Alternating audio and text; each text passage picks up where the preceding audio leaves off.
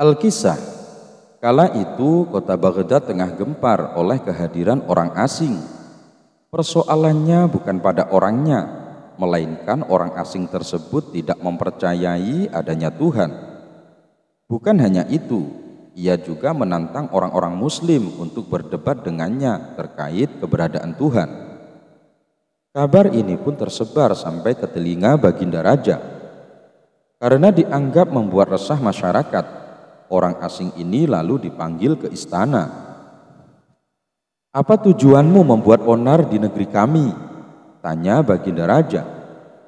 Orang asing ini menjawab, "Untuk apa aku bertuhan kalau tidak bisa menjawab pertanyaanku?" Kemudian Baginda Raja bertanya kembali, "Apakah kamu tidak percaya adanya Tuhan?" Dengan tegas dan percaya diri, orang asing ini menjawab, "Tentu saja saya tidak percaya adanya Tuhan, dan saya juga tidak percaya adanya akhirat." Mendengar jawaban tersebut, Baginda Raja sempat terkejut. "Tetapi saya dan rakyatku percaya adanya Tuhan, berarti keyakinan kita berbeda, jadi jangan ganggu rakyatku." Kalau Baginda Raja percaya adanya Tuhan, bisakah Baginda menjawab 3 pertanyaanku? Pertanyaan pertama, orang Islam yakin bahwa dunia dan isinya adalah ciptaan Allah. Lalu siapa yang menciptakan Allah? Bukankah sesuatu yang ada pasti ada penciptanya? Pertanyaan kedua, katanya di dalam surga manusia tidak akan buang air besar, sedangkan mereka makan dan minum tiap hari. Bagaimana mungkin ini bisa terjadi? Padahal segala sesuatu yang akan dimasukkan pasti akan keluar. Pertanyaan ketiga, orang Islam meyakini bahwa setan terbuat dari api, tapi katanya setan akan disiksa dengan api neraka. Mana mungkin api bisa menyakiti api? Mendengar pertanyaan orang asing tersebut, Baginda Raja hanya terdiam. Bisa saja Baginda Raja menjawabnya berdasarkan hadis dan Al-Quran, tetapi yang dihadapi adalah orang yang tidak percaya Tuhan, maka dijawabnya harus dengan logika. Kemudian salah satu menterinya membisikkan kepada Baginda Raja. Menteri tersebut berkata, "Baginda, kalau soal seperti ini serahkan saja kepada Abu Nawas. Ia pasti bisa menjawab segala pertanyaan yang diajukan orang asing ini." Maka tak lama kemudian dipanggillah Abu Nawas ke istana. Setelah dijelaskan mengenai pertanyaan orang asing yang tidak percaya Tuhan ini, setelah duduk di hadapan orang asing ini, Abu Nawas kemudian berkata, "Silahkan, apa yang ingin kau tanyakan?" Pertanyaan pun sama seperti pertanyaan yang diajukan kepada Baginda Raja, yakni siapa pencipta Tuhan.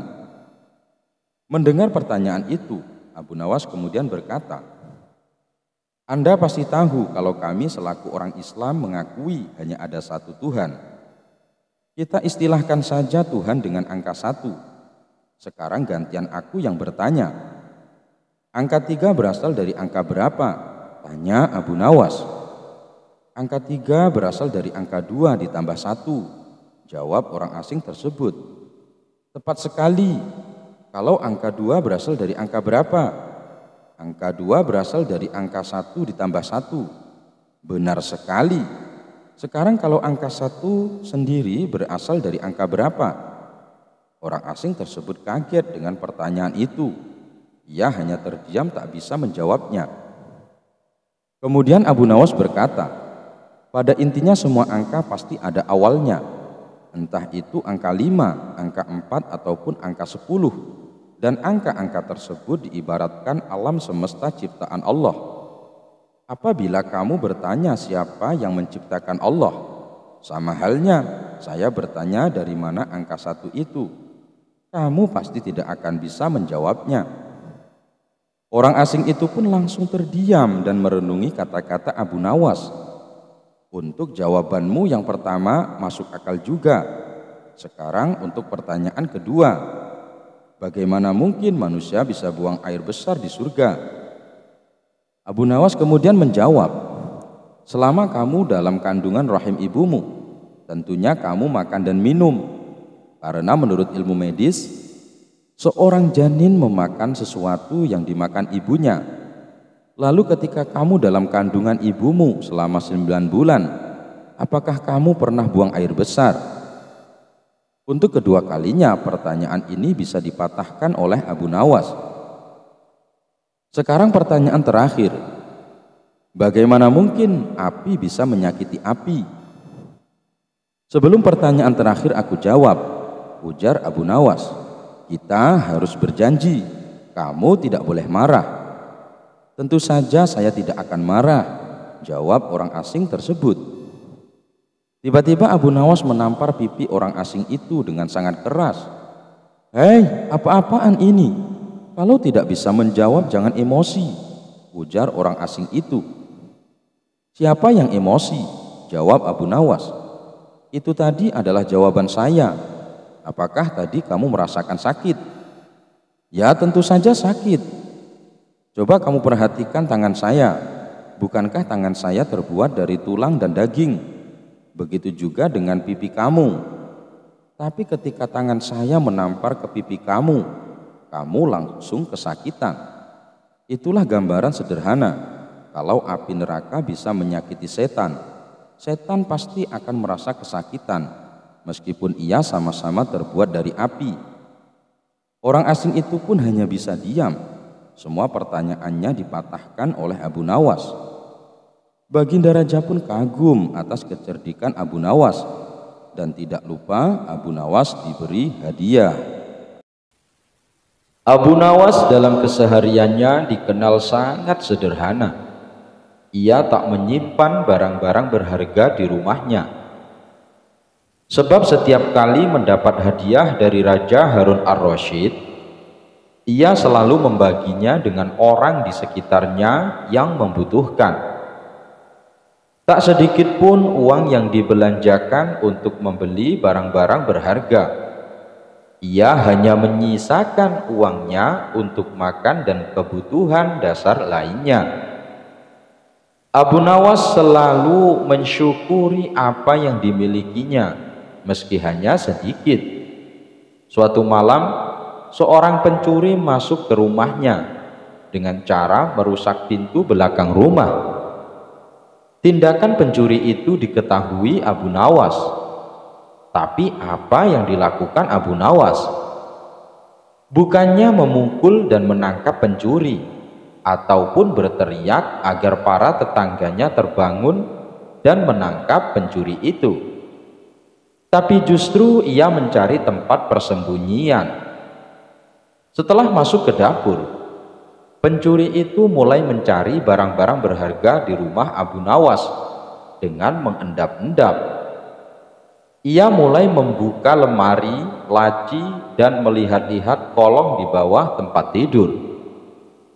Tapi ia tak menemukan satupun barang berharga. Tak ada uang, tak ada emas, guci keramik, ataupun barang-barang berharga lainnya. Pencuri itu tak putus asa. Ia kembali memeriksa ulang setiap ruangan yang ada di rumah Abu Nawas untuk memastikan bahwa ia telah menggeledah semua tempat yang ia duga terdapat barang berharga. Sampai suatu ketika ia melihat sebuah kotak besar di dalam suatu ruangan yang sebelumnya tidak sempat ia periksa.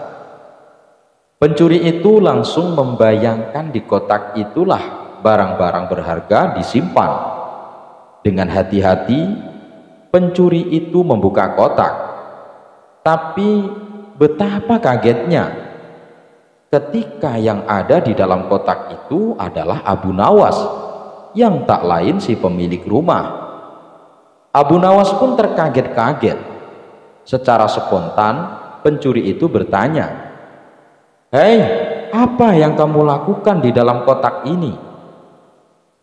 "Saya bersembunyi dari kamu," jawab Abu Nawas. "Kenapa begitu?" tanya si pencuri. "Saya malu padamu karena saya tak memiliki apa-apa untuk diberikan kepadamu." Itulah kenapa aku bersembunyi di kotak ini, jawab Abu Nawas lagi. Setelah menerima jawaban seperti itu, pencuri itu dengan hati kecewa meninggalkan rumah Abu Nawas. Tapi ia bersyukur sekaligus heran karena Abu Nawas tak berteriak memanggil tetangga, sehingga ia selamat dari hajaran massa. Pada suatu hari, seorang saudagar yang sangat terkenal kaya akan menggelar pesta besar-besaran dan terbilang cukup mewah. Karena yang mengadakan pesta adalah saudagar kaya, sudah barang tentu yang diundang juga dari kalangan orang-orang kaya. Tapi beda dengan Abu Nawas, meskipun dirinya bukan orang kaya, tapi ia adalah seorang tokoh yang sangat terkenal. Mendapat undangan itu, dengan senang hati Abu Nawas pun menyanggupi untuk datang ke pesta pernikahan saudagar kaya raya itu. Selepas asar, Abu Nawas sengaja mengosongkan perutnya agar saat berada di pesta nanti, ia bisa makan sebanyak-banyaknya. Dengan sabar ia menunggu waktu menuju malam dan ia merasa matahari seperti bergerak begitu pelan ke arah barat. Perlahan langit mulai berwarna keemasan, kemudian lambat laun langit berubah menjadi gelap. Itu artinya Abu Nawas harus cepat bersiap pergi menghadiri pesta tersebut. Abu Nawas pun segera melangkahkan kakinya menuju rumah saudagar kaya. Sesampainya di sana, Abu Nawas melihat sudah banyak orang berkumpul. Ada juga beberapa tamu yang baru datang, hampir semua orang menggunakan jubah kebesarannya. Para tamu yang baru datang disambutnya dengan ramah oleh si tuan rumah. Akan tetapi karena Abu Nawas menggunakan baju yang sudah usang, belum lagi warnanya yang telah memudar, jadi tak ada seorang pun yang menyambutnya. Bahkan tidak ada yang mau mengajaknya bicara. Abu Nawas menengok ke sekitarnya sambil menghela nafas. Dengan perasaan kecewa, ia pun memutuskan untuk pulang kembali ke rumah. Tak lama setelah itu Abu Nawas kembali ke pesta. Tapi kali ini ia menggunakan jubah yang bagus dan indah, sehingga Abu Nawas terlihat sangat berwibawa. Berbeda dari sebelumnya, kali ini tuan rumah menyambutnya dengan ramah. Abu Nawas digiring masuk ke dalam dan dipersilakan duduk di depan meja besar yang penuh dengan hidangan mewah dan lezat bersama tamu-tamu yang lain. Tapi bukannya makan dengan lahap seperti yang dibayangkan tadi siang, Abu Nawas malah tak sedikit pun menyentuh hidangan tersebut. Ia malah membuka jubah indahnya dan jubahnya itu ia letakkan di atas hidangan. "Hai jubah indah, makanlah hidangan itu," kata Abu Nawas berteriak. Tentu saja tingkah Abu Nawas ini mengundang banyak perhatian para tamu undangan, termasuk si tuan rumah. Ia memandangnya dengan heran, lalu Abu Nawas kembali berkata, "Tadi waktu aku pertama ke sini memakai baju usang, tidak ada seorang pun yang menyapa ataupun menyambutku, apalagi sampai mengajakku makan. Tapi setelah aku kembali ke sini dengan memakai jubah indah, aku disambut dengan ramah. Aku dipersilahkan duduk di tempat yang bagus dan dihidangkan makanan yang enak-enak," kata Abu Nawas. "Jadi makanan ini adalah hak jubahku, bukan hak saya," kata Abu Nawas lagi menjelaskan. Mendengar ucapan Abu Nawas, semua tamu yang hadir termasuk si tuan rumah langsung tersadar dengan kesalahannya. Mereka pun meminta maaf kepada Abu Nawas. Abu Nawas kalah telak tebak-tebakan lawan seorang bocah. Abu Nawas ditunggu oleh seorang bocah di jalanan. Tidak berapa lama lewatlah Abu Nawas yang baru pulang dari kebun. Dia menenteng 2 labu yang dipetik dari kebunnya. Bocah tersebut lalu segera menghampiri dan menyapanya. "Tuan Abu Nawas, bisakah Anda berhenti sebentar?" minta si anak kecil. Abu Nawas pun menghentikan langkahnya menuruti permintaan anak kecil itu. "Ada apa memangnya?" Tanya Abu Nawas. Begini Tuan Abu Nawas, Anda kan sangat terkenal cerdik, juga pandai. Oleh karena itu aku ingin menantang Anda main sebuah tebak-tebakan, kata si bocah penuh percaya diri. Boleh, apa peraturannya? Tanya Abu Nawas. Apabila Tuan Abu Nawas tidak bisa menjawab tebakanku, maka buah labu yang ada di tangan Anda jadi milikku, ujar si anak kecil. Baik, silahkan, apa tebak-tebakanmu? Ucap Abu Nawas. Coba tebak, burung kecil yang ada dalam genggaman tanganku ini hidup atau mati? Kalau Tuan Abu Nawas menjawab salah, maka buah labunya jadi milikku, kata si anak kecil. Dengan wajah tersenyum, Abu Nawas mengangguk setuju. Lalu ia pun menjawab, burung kecil dalam genggamanmu sudah mati. Mendengar jawaban tersebut, si anak kecil senang sekali. Anda salah Tuan Abu Nawas, teriak dia kegirangan, lalu membuka genggaman tangannya dan membiarkan burungnya terbang bebas. Oh iya, aku salah. Baiklah, buah labu ini menjadi milikmu, balas Abu Nawas tersenyum bahagia. Si anak kecil merasa heran, kenapa Abu Nawas malah terlihat gembira. Tapi di lain pihak, ia mendapat 2 buah labu tanpa harus membelinya. Dengan wajah ceria, si anak kecil kemudian membawa pulang buah labu pemberian Abu Nawas itu. Setibanya di rumah, ayah si anak lantas bertanya tentang 2 buah labu yang dibawanya. Dari mana kamu mendapatkan itu? Tanya sang ayah. Anak tersebut dengan bangganya menceritakan bahwa dirinya telah mengalahkan Abu Nawas main tebak-tebakan. Lalu buah labu yang dibawanya adalah hadiah atas kemenangannya. Memangnya tebakan apa yang kau berikan sehingga membuat Tuan Abu Nawas tidak bisa menjawabnya? Tanya ayahnya penasaran. Si anak lalu memberitahu tebak-tebakan yang diberikan kepada Abu Nawas. Tanpa disangka ayahnya menjadi sangat marah. Beliau lalu berkata, kamu mengira kamu betul-betul menang, kamu itu kalah. Si anak pun menjadi sangat bingung dengan ucapan ayahnya. Sang ayah lalu memerintahkan untuk mengembalikan buah labunya. Mereka berdua bergegas menuju rumah Abu Nawas sambil meminta maaf. Maafkan anak hamba Tuan Abu Nawas, ini buah labunya kami kembalikan, kata sang ayah. Tidak apa-apa, ambil saja, itu sudah menjadi hak anakmu, balas Abu Nawas dengan tersenyum. Terima kasih Tuan Abu Nawas, kami mohon pamit, ucap sang ayah. Dalam perjalanan pulang, si anak meminta penjelasan kepada ayahnya. Wahai ayah, kenapa ayah mengatakan kalau aku yang kalah? Jelas-jelas Tuan Abu Nawas yang salah menebaknya. Jadi bukankah dia yang kalah? Tanya si anak merasa heran. Sang ayah menarik napas panjang dan mulai menjelaskan. Tuan Abu Nawas sengaja menjawab burungnya mati, sebab dengan begitu kamu akan melepaskan dan membiarkan burung itu terbang bebas. Kalau Tuan Abu Nawas menjawab masih hidup, kamu pasti akan meremas hewan lemah itu sampai mati. Pada akhirnya kamu juga menang taruhan. Kamu pikir Tuan Abu Nawas tidak tahu kelicikanmu. Dia rela memberikan buah labu dan dianggap kalah. Tapi sejatinya Tuan Abu Nawaslah pemenangnya. Dia memenangkan cinta kasih yang murni yang memikirkan kebahagiaan semua makhluk tanpa pamrih. Sedangkan bagi yang egois hanya memikirkan apa yang akan didapatkan. Setelah mendengar penjelasan sang ayah, si anak pun menyadari akan kekeliruannya. Abu Nawas mendapat hadiah 2 ekor gajah. Alkisah.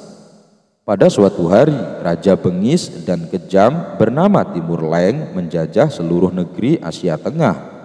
Dia dan ribuan pasukannya tidak segan-segan menghancurkan siapa saja yang berani melawan. Raja Timur Leng dan pasukannya berencana menyerang kota Baghdad, negeri tempat tinggal Abu Nawas. Hal ini membuat semua warga ketakutan, termasuk Abu Nawas sendiri. Sebab Raja Timur Leng dan pasukannya terkenal sadis serta kejam. Beberapa bulan kemudian terdengar kabar bahwa Raja Timur Leng beserta pasukan akan memasuki kota Baghdad. Abu Nawas selaku orang yang ditokohkan di sana segera mengajak masyarakat berkumpul di alun-alun. Lantas ia naik ke atas mimbar dan berpidato di depan khalayak ramai. Mari kita semua berdoa supaya pasukan Raja Timur Leng ditimpa musibah angin topan yang dahsyat sehingga mereka semua menjadi binasa, kata Abu Nawas. Semua warga yang kala itu berkumpul di alun-alun serempak menjawab, amin, dengan lantang. Tiba-tiba seorang pria berdiri dan bertanya kepada Abu Nawas, apakah engkau pernah melihat tentara Raja Timur Leng? Belum pernah, dan aku juga belum pernah melihatmu sebelumnya. Sepertinya kau bukan orang sini, jawab Abu Nawas. Benar, aku memang bukan orang sini, karena aku adalah panglima tentara Raja Timur Leng, ujar orang itu. Sontak Abu Nawas terkejut, begitu pula penduduk kota. Mereka tidak menyangka bahwa pasukan Raja Timur Leng sudah memasuki daerahnya. Tapi dengan tenang Abu Nawas melanjutkan pidatonya. Mari kita berdoa sekali lagi, kali ini untuk jenazah kita. Mendengar hal itu membuat panglima tentara Raja Timur Leng menjadi heran. Kenapa berdoa untuk jenazahmu sendiri? Dasar bodoh, orang mati itu didoakan oleh orang yang hidup, ujarnya. Tuan benar, tapi bukankah kami semua akan mati diserang pasukan Tuan? Sedangkan kami tidak tahu apakah akan ada di antara kami yang hidup untuk mendoakan jenazah kami. Jadi selagi kami masih hidup, kami berdoa untuk jenazah kami nanti, balas Abu Nawas. Panglima tentara Raja Timur Leng tertawa terpingkal-pingkal mendengar kelucuan Abu Nawas. Dia mengatakan bahwa dirinya dan pasukannya tidak akan menyerang negeri Abu Nawas. Justru sebaliknya, akan memberikan hadiah seekor gajah. Para penduduk pun lega mendengarnya. Mereka berterima kasih kepada Abu Nawas karena telah menyelamatkan. Namun permasalahan lain muncul. Kehadiran gajah tersebut membuat penduduk desa resah sebab memakan banyak hasil panen. Penduduk negeri pun mengadukan ini kepada Abu Nawas. Bagaimana ini Abu Nawas? Apa yang harus kita lakukan? Kita tidak mungkin membunuh atau menjual gajah itu. Bisa-bisa panglima tentara Raja Timur Leng akan murka, tutur salah seorang warga. Mereka semua menyalahkan Abu Nawas dan menuntut agar mengembalikan hadiah itu. Aku setuju dengan usulan kalian, tapi dengan satu syarat. Kalian semua harus menemaniku saat menghadap sang panglima, ujar Abu Nawas. Para penduduk desa pun sepakat dengan keputusan Abu Nawas. Sesampainya di sana, ada ribuan pasukan yang sedang berkumpul dan terdapat ratusan tenda berdiri di tengah lapangan. Abu Nawas sempat dicegah oleh salah satu prajurit, tapi akhirnya diperbolehkan menghadap panglima. Tanpa Abu Nawas sadari, ternyata penduduk desa yang menemaninya memilih kabur meninggalkannya. Mereka takut dibunuh bila sampai usulannya membuat panglima menjadi marah dan murka. Lalu nahasnya, saat itu panglima sedang dalam suasana hati yang buruk. Mau apa datang kemari? Bentak panglima. Ini tentang gajah yang Tuan berikan, tanya Abu Nawas gemetaran. Memangnya kenapa? Apakah hadiahku tidak berguna?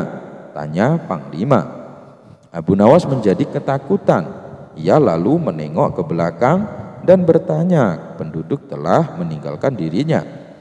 Dikarenakan merasa dibohongi, Abu Nawas pun menjadi jengkel. Ia lalu memikirkan jalan keluar sekaligus balas dendam kepada penduduk negerinya. Kira-kira jawaban apa yang harus ia katakan supaya panglima tentara Raja Timur Leng tidak marah? Akhirnya Abu Nawas pun menemukan ide cerdas. Begini Tuan, hamba perhatikan gajah pemberian Tuan terlihat sedih, mungkin karena tidak ada pasangannya. Apakah Tuan punya gajah betina untuk dijadikan pasangannya? Ucap Abu Nawas. Oh itu, baiklah, sekarang juga akan aku kirim gajah betinanya, jawab panglima. Abu Nawas pun kemudian undur diri pamit pulang. Dia pun pulang dengan senang karena mendapat hadiah lagi seekor gajah. Kini dia menjadi punya 2 gajah. Wallahu a'lam bishawab. Al-Kisah. Suatu hari Abu Nawas mondar-mandir kebingungan disebabkan dia hanya punya waktu 3 hari lagi untuk melunasi semua hutang-hutangnya. Jika tidak mampu melunasinya, dipastikan Abu Nawas akan dipenjarakan dan aset hartanya akan disita oleh kerajaan Khalifah Harun ar-Rasyid. Abu Nawas harus mencari akal agar aset hartanya yang tersisa tidak disita oleh pengadilan kerajaan. Selama 3 hari 3 malam, Abu Nawas tidak karuan tidur dan makan. Dia berpikir sepanjang hari dan sepanjang malam. Menjelang hari yang ketiga, Abu Nawas berteriak lantang, "Aha, aku punya akal!"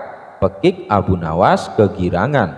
Abu Nawas segera menemui istrinya dan menceritakan ide briliannya. Apa kamu sudah gila?"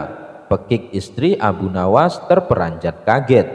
Abu Nawas membiarkan keterperanjatan istrinya hanya dengan senyum.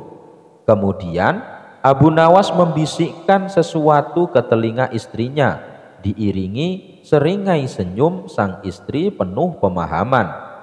"Baiklah, kalau begitu maumu, aku menurut saja," ujar istrinya mengangguk-angguk. Keesokan harinya, Abu Nawas dipanggil dan dihadapkan di depan persidangan.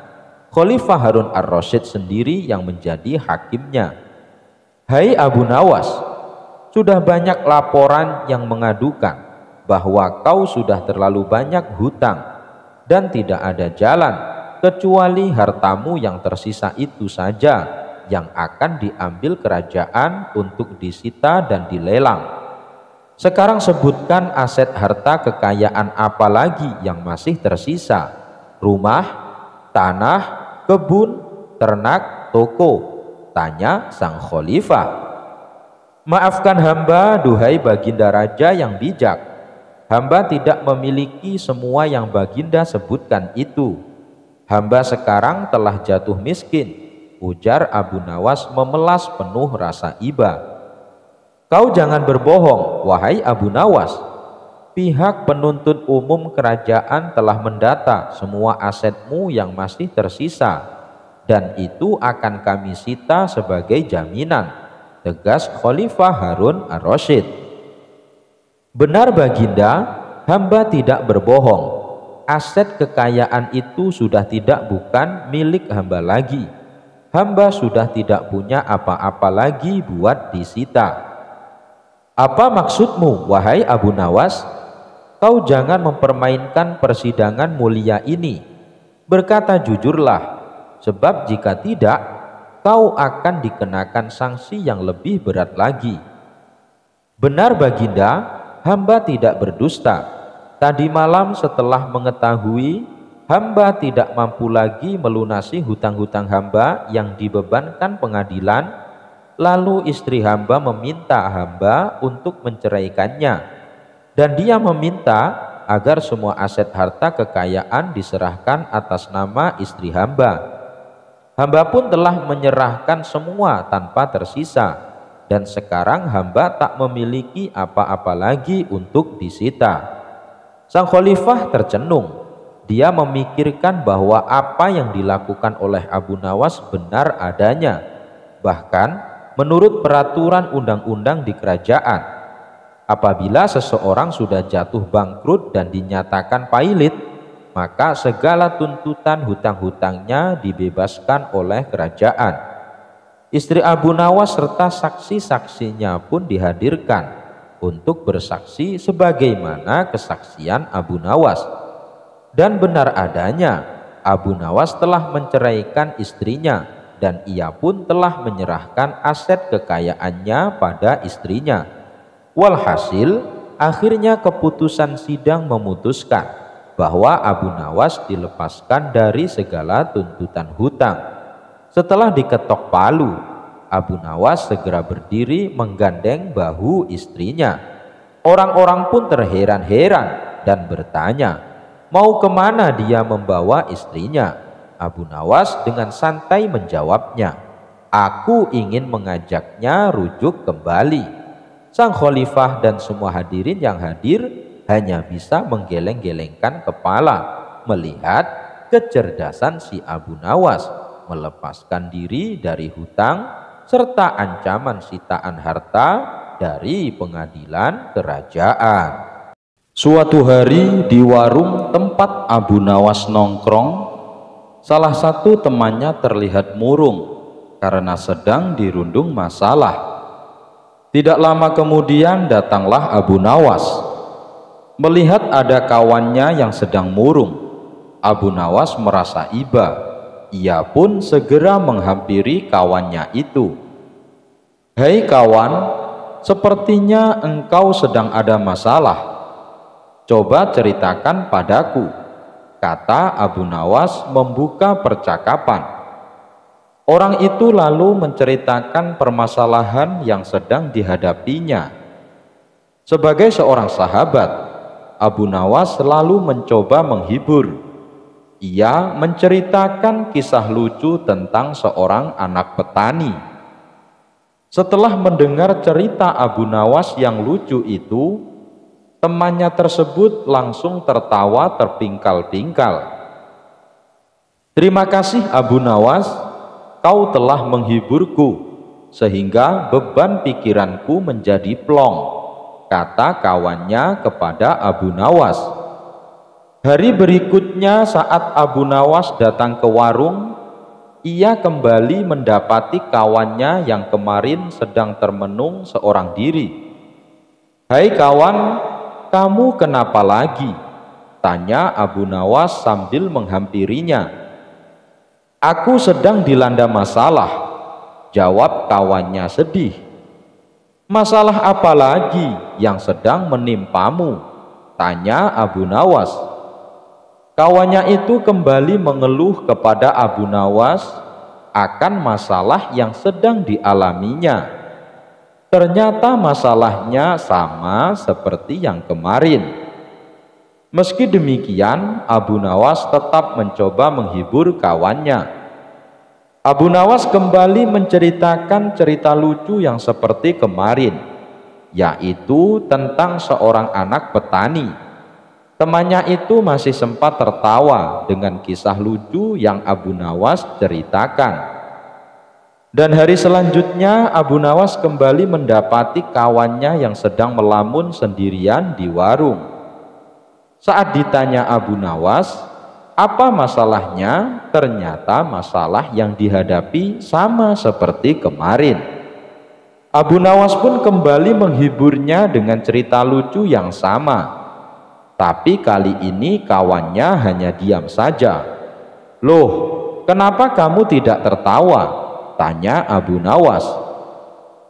Temannya itu menjawab, sebab cerita lucu yang kamu bawakan sama seperti yang kemarin. Kalau diulang-ulang terus, ya lucunya sudah tidak terasa. Mendengar jawaban tersebut, Abu Nawas hanya tersenyum. Ia pun lalu berkata kepada kawannya, jika kamu tak bisa tertawa berulang-ulang dengan cerita lucu yang sama, lantas mengapa kamu selalu mengeluh berulang-ulang dengan masalah yang sama? Padahal jika kamu mensyukuri apa yang ada, niscaya kamu tidak akan selalu mengeluh dengan masalah yang sama. Mendengar nasihat Abu Nawas itu, kawannya pun tersadar yang harus ia lakukan bukannya mengeluh, akan tetapi harus memperbanyak rasa bersyukur. Abu Nawas memenangkan lomba berburu. Suatu hari yang cerah, Raja Harun ar-Rasyid dan para pengawalnya meninggalkan istana untuk berburu. Namun di tengah perjalanan, salah satu pejabat kerajaan yang bernama Abu Jahil menyusul dengan terengah-engah di atas kudanya. Baginda, Baginda, hamba mau mengusulkan sesuatu, kata Abu Jahil sambil mendekati sang raja. Apa usulmu wahai Abu Jahil? Tanya Baginda Raja. Agar acara berburu ini lebih menarik dan disaksikan banyak penduduk, bagaimana kalau kita sayembarakan saja? Ujar Abu Jahil dengan raut wajah serius. Baginda Raja terdiam sejenak dan mengangguk-angguk. Hamba ingin beradu ketangkasan dengan Abu Nawas, dan nanti pemenangnya akan mendapatkan sepundi uang emas. Tapi kalau kalah, hukumannya adalah dengan memandikan kuda-kuda istana selama 1 bulan. Tutur Abu Jahil meyakinkan Baginda Raja. Akhirnya sang raja menyetujui usulan Abu Jahil tersebut.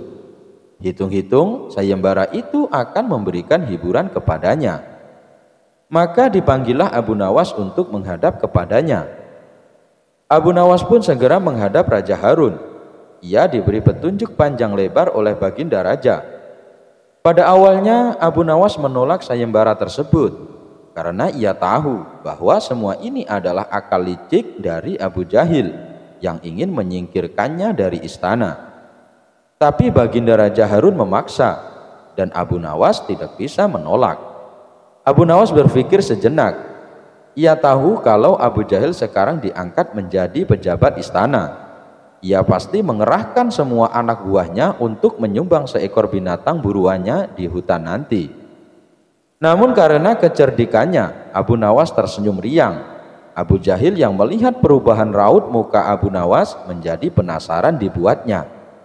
Mana mungkin Abu Nawas bisa mengalahkan dirinya kali ini, pikir Abu Jahil dalam hati. Akhirnya Baginda menggiring mereka di tengah alun-alun istana. Raja dan seluruh rakyat menunggu siapa yang akan menjadi pemenang dalam lomba berburu.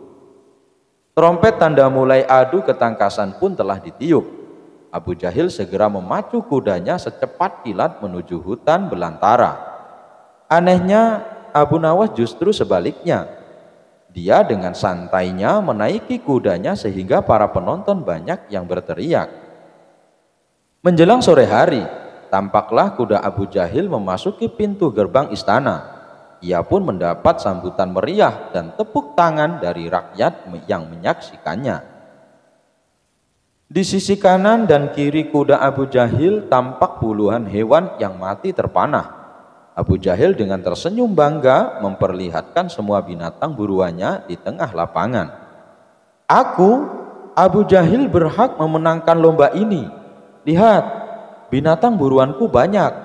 Mana mungkin Abu Nawas mengalahkanku? Teriaknya lantang yang membuat para penonton semakin ramai bertepuk tangan. Tidak berapa lama kemudian terdengar suara kaki kuda Abu Nawas. Semua orang menertawakan dan meneriakinya karena Abu Nawas tak membawa satu pun binatang buruan di kudanya. Tapi Abu Nawas tidak tampak gusar sama sekali. Ia malah tersenyum dan melambaikan tangan. Baginda Raja menyuruh 2 orang pengawalnya maju ke tengah lapangan dan menghitung jumlah binatang buruan yang didapatkan 2 peserta tersebut. Dan kesempatan pertama, para pengawal menghitung jumlah binatang hasil buruan Abu Jahil. 35 ekor kelinci, ditambah 5 ekor rusa, dan 2 ekor babi hutan, kata salah satu pengawal. Kalau begitu, akulah pemenangnya, karena Abu Nawas tak membawa seekor binatang pun, teriak Abu Jahil dengan sombongnya. Tenang, tenang, aku membawa ribuan binatang. Jelaslah aku pemenangnya, dan engkau wahai Abu Jahil, silahkan memandikan kuda-kuda istana menurut aturan lomba. Semua binatang boleh ditangkap, yang penting jumlahnya, kata Abu Nawas sambil membuka bambu kuning yang telah diisi dengan ribuan semut merah. Jumlahnya sangat banyak Baginda, mungkin ribuan. Kami tak sanggup menghitungnya lagi, kata pengawal kerajaan yang menghitung jumlah semut itu. Melihat kenyataan itu, Abu Jahil tiba-tiba saja jatuh pingsan. Baginda Raja tertawa terpingkal-pingkal dan langsung memberi hadiah kepada Abu Nawas. Kecerdikan dan ketulusan hati pasti bisa mengalahkan kelicikan. Abu Nawas berjualan garam. Musim kemarau yang berkepanjangan membuat Abu Nawas bingung untuk bercocok tanam. Sebelumnya ia sudah berusaha menanam kentang, tapi karena tidak adanya hujan, maka panen kentang yang diperoleh sangat mengecewakan.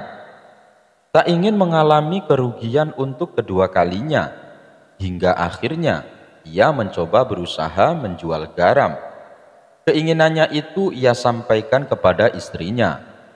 "Wahai istriku, aku ingin jualan garam. Bagaimana pendapatmu?" kata Abu Nawas.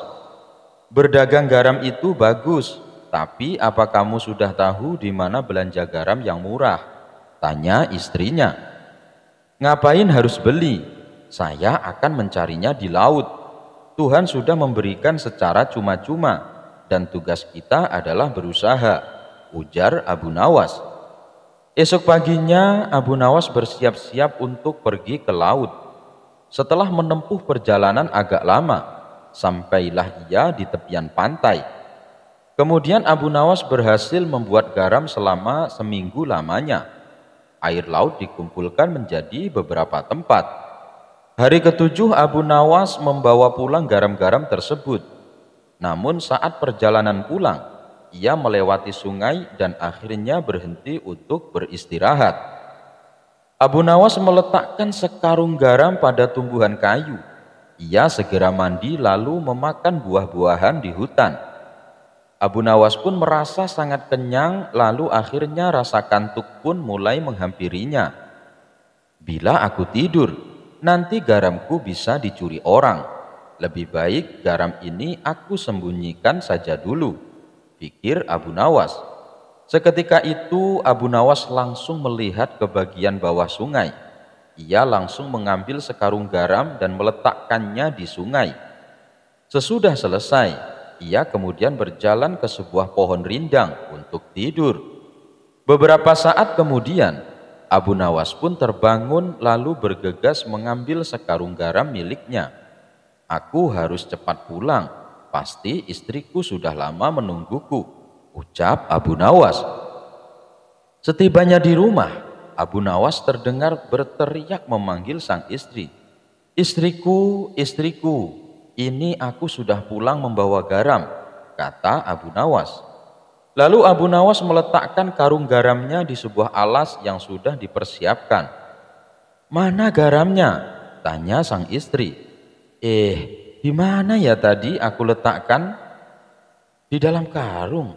"Wah, ternyata benar garamku dicuri orang sewaktu aku tidur tadi.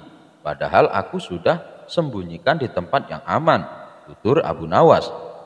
"Memangnya engkau sembunyikan di mana karungnya?" tanya sang istri kembali. "Aku sembunyikan di dalam sungai," jawab Abu Nawas. Sang istri hanya bisa menggelengkan kepala mendengar perkataan suaminya itu. Suatu ketika di kampung Abu Nawas tinggal ada seorang ahli astronomi yang menguasai ilmu falak atau geografi. Ahli astronomi ini sering menceritakan kepada para warga tentang hakikat sebenarnya mengenai alam jagat raya. Dan yang disampaikannya itu berdasarkan fakta sesuai ilmu astronomi yang ia pelajari. Berkat kemampuannya yang sangat tinggi inilah, masyarakat lebih tertarik mendengarkan pernyataan orang ini. Bahkan masyarakat mulai meninggalkan Abu Nawas. Para warga menganggap bahwa Abu Nawas selama ini hanya omong kosong. Dia tidak memahami ilmu falak maupun geografi. Mereka lebih memilih mempercayai teori-teori yang disampaikan oleh ahli astronomi ini. Ada salah satu teori dari ahli astronomi yang membuat masyarakat terkesima. Ia berpendapat bahwa bumi itu bulat seperti bola. Tentu saja, pernyataan ini membuat orang-orang kaget, karena selama ini mereka mengira bahwa bumi itu datar. Ahli astronomi itu juga mengatakan, andaikan manusia berjalan ke arah barat terus, maka suatu saat akan tiba di tempat yang sama. Hingga pada suatu hari, rumah ahli astronomi ini kemalingan. Beberapa benda berharga miliknya berhasil dibawa pencuri. Melihat ada pencuri masuk ke rumahnya, ahli astronomi ini berteriak minta tolong. "Hai, tolong, ada pencuri, tolong!" teriaknya. Mendengar teriakan tersebut, si pencuri segera kabur dan berhasil membawa beberapa barang berharga. Di saat yang sama, Abu Nawas melintas di depan rumah ahli astronomi ini. "Hai Abu Nawas, tolong saya, rumahku baru saja kemalingan. Tolong bantu saya untuk mengejar pencurinya," pinta ahli astronomi. "Malingnya lari ke arah mana?" tanya Abu Nawas. "Malingnya lari ke arah barat," jawabnya. Segera saja Abu Nawas berlari mengejarnya, tapi Abu Nawas larinya ke arah timur. Melihat hal itu, ahli astronomi ini merasa jengkel. "Kamu gimana sih Abu Nawas? Malingnya kan larinya ke arah barat, kamu malah larinya ke arah timur," ucapnya dengan nada jengkel. Dengan entengnya Abu Nawas menjawab, "Anda kan dulu pernah berkata kalau bumi ini bundar. Andaikan manusia berjalan ke arah barat terus, maka suatu saat akan tiba di tempat yang sama. Makanya aku berlari ke arah timur untuk mencegahnya," ucap Abu Nawas menirukan perkataan ahli astronomi beberapa waktu lalu. Kisah selanjutnya, karena kebutuhan ekonominya yang mendesak, Abu Nawas terpaksa akan menjual angsa miliknya. Ia pun bergegas pergi menuju pasar hewan. Tapi karena cuaca hari itu cukup panas, di tengah perjalanan Abu Nawas memilih untuk beristirahat sebentar. Saat ia duduk di bawah pohon yang cukup rindang, tiba-tiba datang seseorang yang menghampiri Abu Nawas. "Berapa harga keledaimu?" tanya orang itu. Abu Nawas menjawab, "Tuan, saya mau menjual angsa, bukan menjual keledai." Orang itu kembali berkata, "Saya tidak bertanya kepadamu, saya bertanya kepada angsamu." Ia pun lantas meninggalkan Abu Nawas. Ternyata orang tadi hanya ingin menguji kecerdikan Abu Nawas, dan kali ini Abu Nawas kena batunya. Alkisah, Abu Nawas diberitahu untuk kumpul di istana oleh Baginda Raja bersama para menteri. Setelah semua bawahannya itu berkumpul, Baginda Raja lalu menyampaikan maksudnya. "Kalian semua aku undang ke sini karena ada beberapa hal yang ingin aku sampaikan. Yang pertama, aku ucapkan terima kasih kepada kalian karena selama ini kalian telah bekerja keras ikut membantu mengurus negeri yang kita cintai ini," kata Baginda Raja. "Yang kedua, hari ini adalah hari jadi negeri kita. Jadi sebagai rasa terima kasihku, kalian semua akan mendapatkan hadiah." Mendengar hal itu, para menteri bersorak kegirangan. "Terima kasih Paduka yang mulia," kata salah seorang menteri.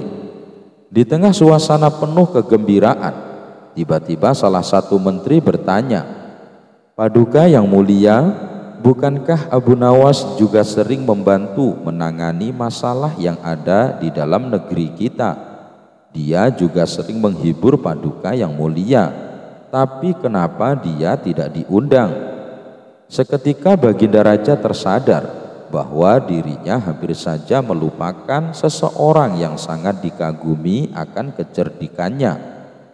"Terima kasih wahai menteriku, kau telah mengingatkanku," balas Baginda Raja. Kemudian ia memerintahkan beberapa pengawal segera memanggil Abu Nawas.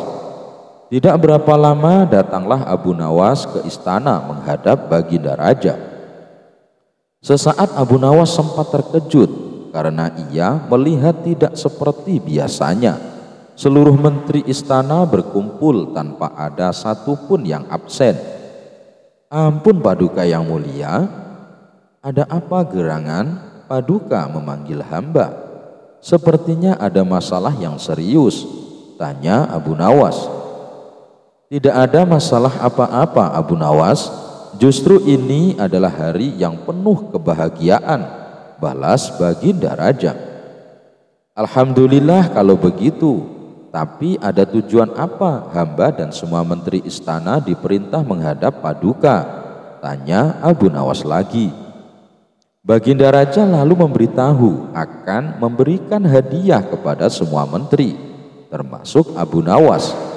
Hadiah yang akan dibagikan tersebut sebagai wujud terima kasih kepada orang-orang yang telah berjasa ikut andil mengurus negeri dan rakyat. Kemudian Baginda Raja mengajak Abu Nawas dan semua menteri memasuki ruangan besar yang penuh perhiasan emas. Saat ini kuhadiahkan kepada kalian sebuah kebebasan sampai waktu yang telah aku tentukan. Silahkan peganglah apa yang besar yang ada di dalam ruangan ini, dan apa yang berhasil kalian pegang akan menjadi milik kalian, teriak Baginda Raja. Spontan para menteri berhamburan mencari sesuatu yang disenangi. Masing-masing berebut menyentuh perhiasan paling besar agar bisa menjadi miliknya. Sedangkan Abu Nawas sendiri hanya terdiam. Ia sama sekali tidak ikut memperebutkan hadiah. Abu Nawas tetap berdiri di samping Baginda Raja. Melihat hal itu, Baginda Raja menjadi heran. Abu Nawas, kenapa diam saja? Kau tidak butuh hadiah emas? Tanya Baginda Raja. Ditanya seperti itu, Abu Nawas justru cengengesan sambil terus menatap Baginda Raja. Tanpa diduga, dari belakang Abu Nawas memeluk Baginda Raja sangat eras. "Hai Abu Nawas, apa-apaan ini? Apa yang kau lakukan?" teriak Baginda Raja kesakitan. Baginda Raja berusaha berontak, namun Abu Nawas makin erat memeluknya hingga tidak berdaya melakukan sesuatu. "Abu Nawas, kau sudah gila ya? Lepaskan aku!" teriak Baginda Raja. Kali ini Baginda Raja berontak sekuat tenaga dan akhirnya Abu Nawas terpental jatuh. Ketika Abu Nawas hendak berdiri dan beranjak, Baginda Raja mengumumkan bahwa waktu yang ditentukan telah habis. Dari seluruh menteri terlihat masing-masing memegang beberapa perhiasan emas yang berhasil didapatkan. "Emas yang ada di tangan kalian sepenuhnya adalah milik kalian. Silahkan dibawa pulang," kata Baginda Raja. Maka satu persatu menteri mohon diri pamit pulang. Begitu juga dengan Abu Nawas. Ia mohon pamit kepada Baginda Raja. "Tunggu Abu Nawas, jangan pulang dulu. Aku masih ada urusan dengan kau," ucap Baginda Raja. Baginda Raja lalu menanyakan kepada Abu Nawas perihal tingkah anehnya yang tiba-tiba memeluk dirinya. "Maaf Paduka yang mulia, semua menteri Paduka adalah orang-orang bodoh. Mereka lebih memilih beberapa harta Paduka. Padahal jika mereka memilih Paduka, niscaya mereka akan memiliki semua harta itu," ucap Abu Nawas. "Aku melihat semua harta Paduka sangat aku sukai, hingga rasanya sayang sekali jika aku hanya memilih salah satunya. Maka aku memeluk Paduka yang mulia agar Paduka menjadi milikku dan aku bisa memiliki semuanya," imbuhnya menjelaskan. "Maksudmu bagaimana Abu Nawas?" tanya Baginda Raja kebingungan. "Begini Paduka yang mulia, kebanyakan manusia bodoh di dunia ini lebih memilih harta dunia ketimbang pemilik sejatinya, yaitu Allah Subhanahu wa Ta'ala. Banyak manusia berlomba-lomba hanya untuk mendapatkan sebagian kecilnya saja. Padahal kalau dia mau memilih dan memiliki Allah, niscaya bukan hanya semua yang ada di muka bumi ini yang akan menjadi miliknya, melainkan Allah pun akan menjadi miliknya. Jika Allah telah menjadi miliknya, semuanya akan ia dapatkan. Itulah alasannya kenapa hamba memeluk Paduka. Dengan begitu hamba telah memiliki Paduka. Jadi semua yang Paduka miliki kini menjadi milikku juga, termasuk istana dan harta seisinya," papar Abu Nawas sambil cengengesan. "Kamu memang cerdik Abu Nawas," puji Baginda Raja. Maka sebagai hadiahnya, Baginda Raja mempersilahkan Abu Nawas untuk memilih sendiri. Ia dipersilahkan.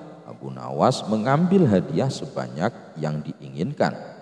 Akhirnya tanpa bersusah payah, Abu Nawas bisa mendapatkan hadiah emas yang lebih banyak daripada menteri-menteri istana. Suatu kali Abu Nawas pergi keluar kota untuk menemui sahabat lamanya. Dengan membawa perbekalan seadanya, ia berangkat menuju kota tempat sahabatnya. Singkat cerita, sampailah ia di rumah sahabatnya. "Assalamualaikum," ucap Abu Nawas saat mengetuk pintu rumahnya. Saat pintu rumah dibuka, sahabatnya kaget bercampur bahagia. "Waalaikumsalam Abu Nawas, apa kabarmu?" jawab sahabatnya sambil memeluk Abu Nawas. "Mari silahkan masuk," ajak sahabatnya. Mereka berdua saling melepas rindu dan terlibat perbincangan yang penuh canda tawa. Setelah ngobrol kesana kemari, terdengarlah suara azan asar. "Wahai kawan, saya minta izin sholat di rumahmu," pinta Abu Nawas. "Oh, silahkan Abu Nawas, saya mau keluar sebentar untuk membeli makanan," balas sahabatnya. Abu Nawas lalu ke kamar mandi untuk berwudu. Tapi saat ia akan melaksanakan sholat, ia bingung di mana letak arah kiblat. Mau bertanya kepada sahabatnya, tapi sahabatnya sedang keluar beli makanan. Abu Nawas mencoba menunggu sahabatnya pulang. Lama sudah ia menunggu. Ternyata sahabatnya tak kunjung datang juga. Akhirnya ia memutuskan sendiri kemana arah kiblatnya. Abu Nawas menggelar sajadahnya dan mulai menunaikan sholat. Tidak berapa lama sahabatnya pun datang. Ia tertawa melihat Abu Nawas sholat menghadap arah kiblat yang salah. Setelah Abu Nawas selesai menunaikan sholat, sahabatnya berkata memberitahu, "Hei Abu Nawas, arah kiblatnya bukan ke situ," tutur sahabatnya. "Hah? Apakah arah sholatku salah?" tanya Abu Nawas. "Tidak, hanya saja arah sajadah kamu yang salah," jawab sahabatnya.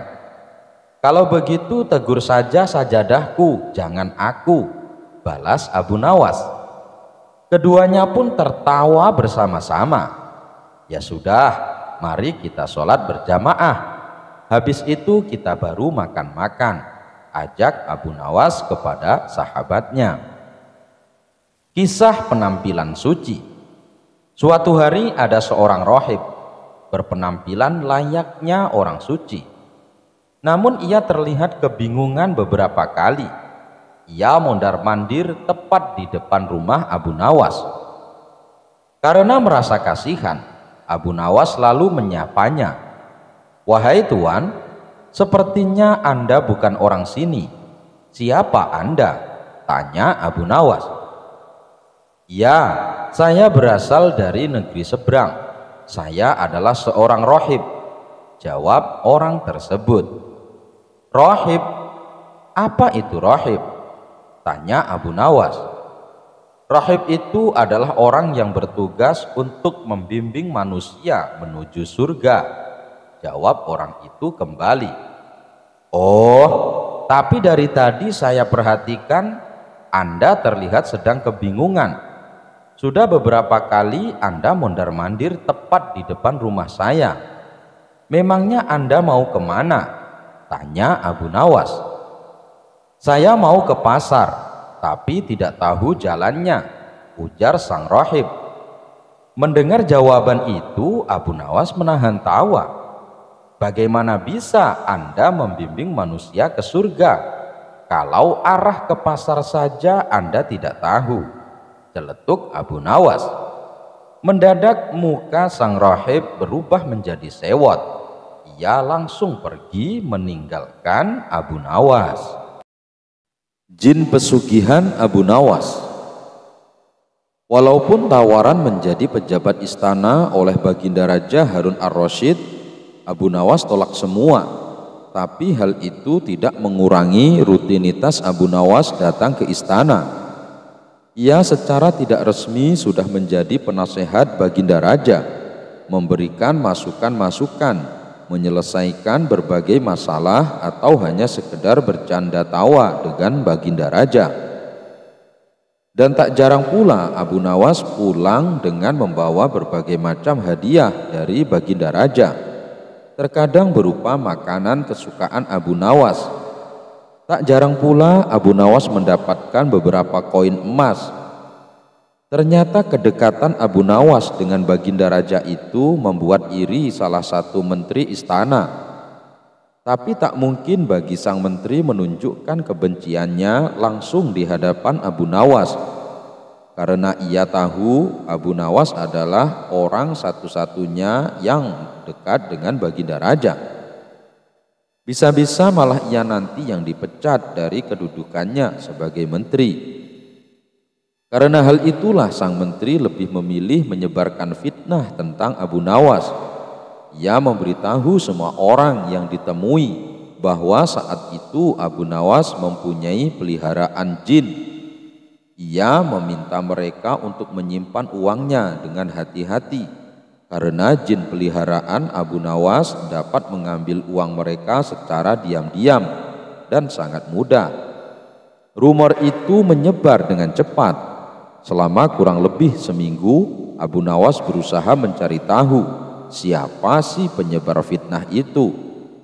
Dia hanya bisa tersenyum ketika tahu bahwa pemfitnah itu adalah Tuan Menteri yang setiap harinya ia bertemu dengannya. Bahkan tak jarang Abu Nawas bercanda dengannya. Ternyata ombak yang selama ini dianggap tenang, adem ayem, malah justru berusaha menenggelamkannya. Setelah beberapa hari memikirkan solusi, akhirnya Abu Nawas menemukan ide yang sangat brilian. Alih-alih melawannya, Abu Nawas justru mengikuti permainan si menteri itu. Justru seperti inilah senjata yang paling ampuh untuk memberi pelajaran kepada si pengganggu. Abu Nawas kemudian mengeluarkan lampu tua dari ruang penyimpanannya. Dia meniup debunya lalu berjalan ke ruang tamu. Dia berpura-pura mempunyai lampu Aladin. Setiap kali ada orang yang lewat di rumahnya, Abu Nawas mengusap lembut lampu di ruang tamu, lalu dia menjatuhkan beberapa koin. Tak lama kemudian cerita baru tentang lampu Aladin Abu Nawas tersebar luas. Si menteri pun mendengar cerita ini. Awalnya dia nggak percaya. Hari demi hari semakin banyak orang yang membicarakan lampu Aladin Abu Nawas. Si menteri yang semakin penasaran mencoba mencari tahu kebenarannya dengan langsung mendatangi Abu Nawas. Bahkan Baginda Raja Harun ar-Rasyid pun mendengar kabar tersebut. Baginda juga sangat tertarik dengan berita tersebut. Ia berusaha memanggil Abu Nawas ke istana. Namun utusan Baginda Raja selalu kembali tanpa hasil. Mereka selalu mengatakan bahwa Abu Nawas sedang tidak ada di rumah atau sedang sibuk sekali dengan tamu-tamunya yang ingin melihat lampu ajaibnya itu. Maka Baginda Raja memutuskan untuk langsung pergi ke rumah Abu Nawas. Suatu hari, pagi-pagi sekali si menteri berjalan sendirian menuju rumah Abu Nawas. Ia ingin tiba di rumah Abu Nawas sebelum orang lain tiba. Dengan begitu dia bisa membujuk Abu Nawas untuk mengizinkannya menggosok lampu Aladin. Aku dengar kamu mempunyai lampu Aladin. Benar itu Abu Nawas? Tanya Tuan Menteri begitu menemui Abu Nawas di rumahnya. Abu Nawas tersenyum dan kemudian menjawab, benar Tuan Menteri, aku menemukannya beberapa minggu yang lalu. Wah, hebat kamu Abu Nawas. Orang-orang juga bilang kalau kamu menggosoknya 3 kali, kamu akan mendapatkan apapun yang kamu inginkan. Lanjut sang menteri semakin penasaran. Abu Nawas kembali menanggapinya dengan hanya tersenyum. Boleh aku lihat lampunya Abu Nawas? tanya si menteri. Oh, tentu tuan, jawab Abu Nawas. Dia berdiri dan masuk ke sebuah ruangan. Sesaat kemudian Abu Nawas muncul dengan sebuah lampu tua di tangan kanannya. Si menteri bangkit dari duduknya dan mengulurkan tangannya untuk mengambil lampu ajaib itu. Namun Abu Nawas segera menyembunyikan lampu itu di belakang punggungnya.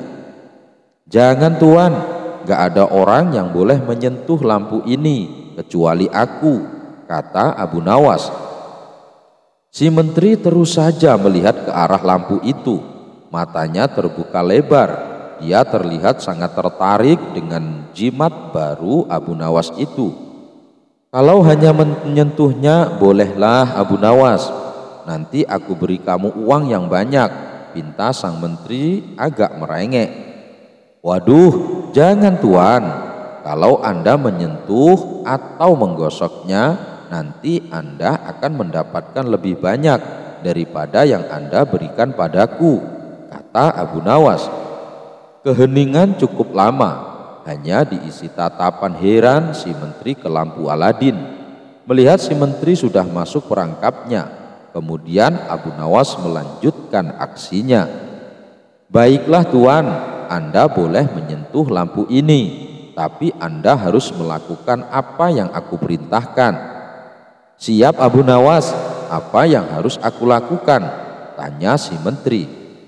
Jangan bilang ke siapapun kalau Anda telah menyentuh lampunya. Kalau tidak, jin itu akan marah padaku. Terus kalau ada yang datang, Anda harus bersembunyi. Jelas Abu Nawas.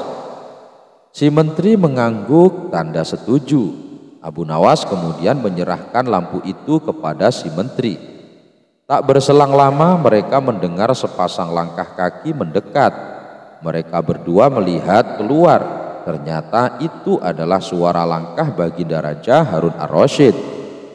Cepat tuan, sembunyi di bawah meja itu, perintah Abu Nawas kepada sang menteri. Tuan menteri langsung bersembunyi di bawah meja dengan membawa lampu Aladin di tangannya. Sesaat kemudian Baginda Raja masuk ke dalam rumah. Abu Nawas, aku mendengar dua cerita menarik tentangmu, kata Baginda Raja tanpa basa-basi. Ampun Paduka yang mulia, cerita tentang apa itu? Tanya Abu Nawas. Yang pertama, orang-orang bilang kamu punya jin yang mencuri uang mereka. Terus yang kedua, mereka juga bilang kamu punya lampu Aladin. Yang benar yang mana? Tanya Baginda Raja. Paduka, sebenarnya kedua cerita itu nggak ada yang benar, jawab Abu Nawas. Tapi rumor ini sudah menyebar luas ke seluruh negeri, Abu Nawas. Kamu jangan menyembunyikan sesuatu dariku, kata Baginda Raja dengan tegas. Ampun Paduka, sebenarnya saya ingin menceritakan kebenaran ini kepada Paduka beber hari yang lalu, jawab Abu Nawas sambil tersenyum. Kok kamu tersenyum Abu Nawas? Tanya Baginda Raja heran. Ya, sesuai yang Paduka ceritakan tadi, aku punya lampunya dan juga mungkin aku punya jinnya, jawab Abu Nawas cepat. Maksudmu gimana Abu Nawas? Tanya Raja Harun tampak bingung. Abu Nawas segera menarik taplak meja. Raja Harun ar-Rasyid melihat Tuan Menteri sedang memegangi lampu bersembunyi di bawah meja. Ini Paduka, jin dan lampunya yang Paduka tanyakan tadi, jawab Abu Nawas sambil tersenyum. Loh, itu kan menteriku Abu Nawas, kata Raja Harun ar-Rasyid semakin bertambah bingung. Ya memang Paduka, orang inilah yang membuat cerita palsu tentang saya. Orang ini yang menceritakan kepada orang-orang bahwa aku mempunyai jin pencuri. Ya aku buat cerita lagi tentang lampu Aladin untuk menjegalnya, jelas Abu Nawas. Raja Harun ar-Rasyid tak kuasa menahan tawa melihat menterinya ngumpet di bawah meja memeluk lampu dengan wajah bingung. Mengetahui dirinya dijebak oleh Abu Nawas, sang menteri merasa sangat kesal. Dia keluar dari tempat persembunyiannya dan menjatuhkan lampu itu ke lantai. Empat pengawal raja yang sedari tadi mendampinginya pun ikut menertawakan. Pada suatu hari, tidak biasanya banyak tamu yang berkumpul di istana Raja Harun ar-Rasyid. Ternyata tamu yang berkumpul tersebut adalah para ulama. Mereka bersama Raja Harun membicarakan masalah agama hingga urusan negara.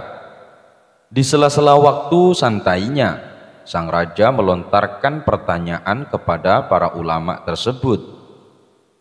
Adakah di antara kalian yang tahu kira-kira Allah sedang apa sekarang? Tanya Raja Harun kepada para ulama tersebut. Tentu saja pertanyaan itu tak lazim. Namun memang begitulah karakter Baginda Raja yang sering memberikan pertanyaan-pertanyaan nyeleneh. Apakah Paduka tidak mempercayai keberadaan Allah? Tanya balik salah satu dari mereka. Saya sangat percaya adanya Allah dan saya percaya Allah Maha segala-galanya, menguasai segala alam semesta dan alam akhirat. Yang saya tanyakan kira-kira Allah sedang apa sekarang? Tanya sang Baginda Raja lagi. Para ulama saling berpandang-pandangan satu sama lain. Mereka bingung harus menjawab apa. Tidak elok rasanya Baginda bertanya seperti itu.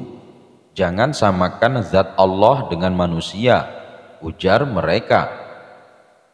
Sudah saya katakan, saya tidak menyamakan zat Allah dengan apapun, apalagi dengan manusia. Saya hanya ingin tahu kira-kira Allah sedang apa sekarang. Kalau kalian tidak tahu, bilang saja tidak tahu, balas sang raja. Sejenak suasana menjadi hening. Lalu Baginda Raja teringat dengan sosok Abu Nawas. Mungkinkah Abu Nawas bisa menjawab pertanyaanku ini? Ucap Baginda dalam hatinya. Kemudian Baginda Raja menyuruh para pengawal untuk segera memanggil Abu Nawas ke istana. Berangkatlah beberapa pengawal pergi menuju rumah Abu Nawas. Namun saat itu Abu Nawas sedang tidak berada di rumah. Menurut istrinya, dia sedang berada di warung. Para pengawal itu pun langsung bergegas mendatangi warung tempat Abu Nawas nongkrong bersama warga. Abu Nawas, kamu dipanggil untuk menghadap Baginda Raja sekarang, kata salah satu pengawal itu. Dengan pakaian seadanya, Abu Nawas pun pergi ke istana bersama beberapa pengawal kerajaan. Setibanya di istana, tampak beberapa ulama sedang berkumpul. Sang raja tampak duduk berwibawa di singgasananya. Begitu melihat Abu Nawas, Baginda Raja langsung memanggilnya. Sini ke depan Abu Nawas, titah Baginda Raja.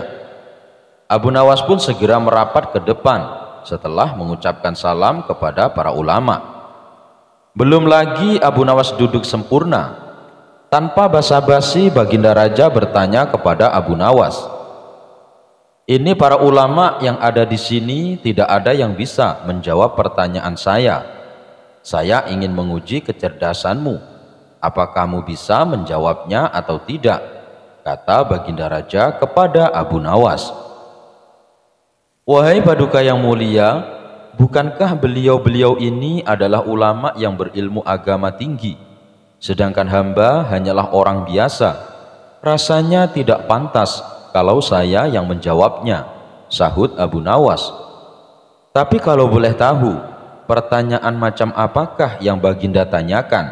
Sambung Abu Nawas. Tadi saya bertanya kepada para ulama di sini, kira-kira Allah sedang apa sekarang? Tapi tak ada satupun yang bisa menjawabnya. Apakah kau tahu Allah sedang apa sekarang? Tanya Baginda Raja. Mendengar pertanyaan yang aneh itu, sejenak Abu Nawas terdiam. Saya bisa menjawab pertanyaan itu, tapi ada syaratnya, sahut Abu Nawas. Apakah syaratnya? Tanya Baginda sedikit terkejut. Syaratnya adalah saya harus duduk di singgasana Baginda Raja dan Baginda Raja harus duduk di bawah bersama para ulama, jawab Abu Nawas. Meski masih heran dan penuh tanda tanya dengan syarat itu, Raja Harun menuruti permintaan tersebut karena penasaran dengan jawaban Abu Nawas. Setelah Abu Nawas duduk di singgasana Baginda Raja Harun ar-Rasyid, Abu Nawas berkata dengan lantang, "Kalau Baginda ingin tahu Allah sedang apa sekarang, saksikanlah Allah sedang mengangkat Abu Nawas menjadi raja dan Harun ar-Rasyid jadi rakyat biasa." Spontan Baginda Raja pun tertawa mendengar ucapan Abu Nawas, diiringi oleh beberapa ulama yang sedang duduk di sampingnya. Jawaban Abu Nawas itu memiliki makna bahwa apa yang dilakukannya merupakan kehendak Allah Subhanahu wa Ta'ala. "Kamu memang pintar, Abu Nawas. Kamu malah memanfaatkan pertanyaan ini untuk bisa duduk di atas singgasanaku. Tapi memang yang kamu katakan itu benar, maka aku pun tak bisa marah kepadamu," kata Baginda Raja. Baginda Raja pun memberikan hadiah kepada Abu Nawas atas kecerdasannya itu. Abu Nawas dihukum masuk kandang singa. Al-Kisah, Abu Nawas nekat menjahili Baginda Raja dengan cara yang bisa dibilang kelewat batas. Pasalnya, Baginda Raja hampir saja kehilangan nyawanya.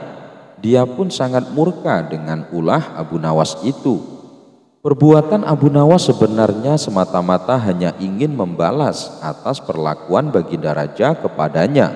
Pasalnya, bukan sekali dua kali saja, Abu Nawas juga beberapa kali hampir celaka karena perbuatan usil Baginda Raja. Saat ini Baginda Raja diselimuti amarah yang sangat memuncak. "Cari Abu Nawas, tangkap dan bawa dia ke sini," perintahnya. Beberapa pengawal kerajaan langsung berangkat menuju rumah Abu Nawas. Sesampainya di sana, mereka menangkap Abu Nawas dengan kasar. "Apa-apaan ini? Apa salahku?" tanya Abu Nawas ketakutan. "Kami diperintah Baginda Raja untuk menangkapmu. Kalau kamu menolak, kami tetap akan membawamu dengan cara paksa," jawab para pengawal. Abu Nawas pun hanya bisa pasrah. Ia kemudian digiring ke istana dan dihadapkan kepada Baginda Raja. "Ampun Paduka yang mulia, kenapa hamba diperlakukan kasar begini?" tanya Abu Nawas.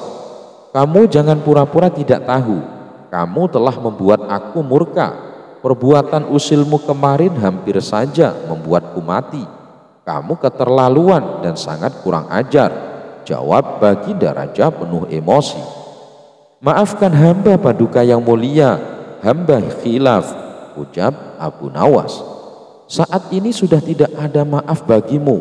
Kamu harus dihukum mati," bentak Baginda Raja. "Lalu dengan cara apa hamba dihukum mati, Paduka?" "Dipancung atau digantung?" tanya Abu Nawas.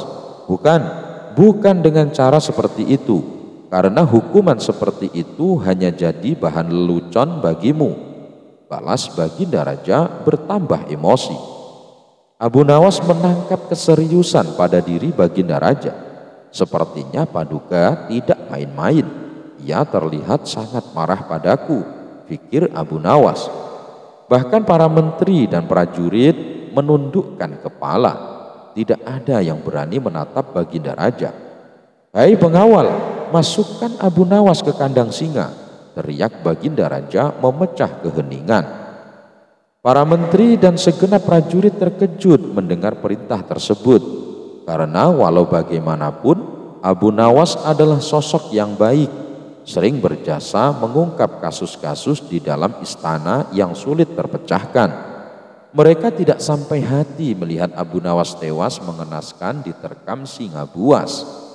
Tapi karena ini adalah titah Baginda Raja, tidak ada seorang pun yang berani menentangnya. Lalu seorang penasihat istana berkata, "Ampun Paduka yang mulia, apakah tidak berlebihan hukuman yang diberikan? bukankah lebih baik bila Abu Nawas dihukum penjara saja? Ujar penasihat istana coba membela Abu Nawas. Kalau tidak suka dengan keputusanku, kau boleh ikut dengan Abu Nawas, herdik Baginda Raja. Sang penasehat istana hanya terdiam. Ia tidak berani membantahnya. Sementara Abu Nawas tertunduk lesu mendengar keputusan tersebut. Tubuhnya langsung lemas dan gemetaran.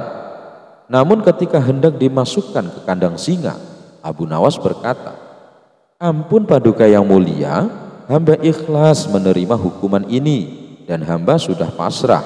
Tapi berilah waktu hamba 3 bulan. Hamba ingin agar di akhir kematian disibukkan oleh amal ibadah." Sejenak Baginda Raja terdiam. Tidak beberapa lama kemudian Baginda Raja berkata, "Baiklah, aku kabulkan permintaanmu, tapi selama itu pula kamu harus hidup dalam penjara dan kamu dilarang menemui keluargamu." Abu Nawas pun menyetujui syarat tersebut. "Kalau diperkenankan, bolehkah saya minta satu permintaan lagi?" tutur Abu Nawas. "Apa permintaanmu?" tanya Baginda Raja. "Supaya kehidupan hamba di dalam penjara tidak membosankan, izinkan hamba memberi makan singa yang ada di kandang," jawab Abu Nawas. "Tidak masalah, nanti ruang penjaramu di sebelahan dengan kandang singa," ujar Baginda Raja. Maka dimasukkanlah Abu Nawas ke penjara. Pada bulan pertama, Abu Nawas melalui waktu dengan beribadah, sedangkan tiap pagi dan sore diisi memberi makan singa. Pada bulan kedua dan ketiga, Abu Nawas makin tekun beribadah. Ia juga lebih rajin memberi makan singa. Abu Nawas memperlakukan singa itu layaknya sahabat. 3 bulan pun berlalu dan tibalah saatnya bagi Abu Nawas untuk menjalani hukuman atas perintah Baginda Raja. Beberapa pengawal istana memasukkan Abu Nawas ke kandang singa. Sementara para menteri yang ikut menyaksikan merasa iba dengan nasib Abu Nawas. Tapi tiba-tiba terjadi peristiwa tidak terduga. Saat Abu Nawas berada di dalam kandang singa, singa tersebut tidak menerkam, tapi justru menjilati kaki dan tangan Abu Nawas. Abu Nawas pun membalasnya dengan mengelus-elus tubuh dan kepala singa. Singa yang terkenal buas ini mendadak tunduk dan nurut kepada Abu Nawas. Sontak saja pemandangan itu membuat mereka yang hadir menjadi terkejut dan heran. "Abu Nawas ternyata punya kesaktian," ujar salah satu menteri. Dikarenakan singa itu tidak mau menerkam, akhirnya Abu Nawas dikeluarkan dari kandang dan disuruh menghadap Baginda Raja. "Hai Abu Nawas, kenapa singa itu tidak mau memakanmu? Kamu punya kesaktian," tanya Baginda Raja heran. "Sama sekali hamba tidak punya kesaktian Paduka," jawab Abu Nawas. "Tapi kenapa singa itu tidak mau memakanmu?" tanya Baginda Raja lagi. "Begini Paduka yang mulia, selama 3 bulan ini hamba rutin memberi singa itu makan dan minum, dan hamba juga memperlakukan dia dengan baik. Oleh sebab itulah hamba tidak memangsanya.